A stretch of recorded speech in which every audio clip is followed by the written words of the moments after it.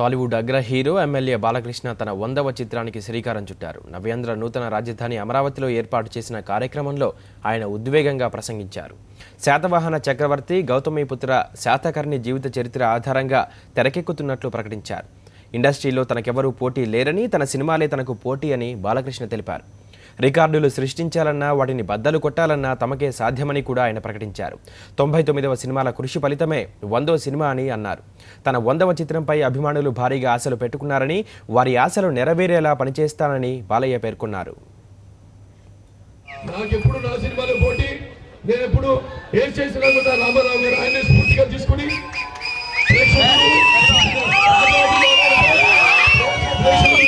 ఉత్సాహంతో ఆయన ఎన్నో ప్రయోగాలు చేయడం జరిగింది. ఈనాడు మరి అటువంటి ఒక తెలుగు వీరుడి గాథ ఈ యొక్క గౌతమిపుత్ర శాతకర్ణి పాత్ర అంటే మన చరిత్ర. అది ఒక రకంగా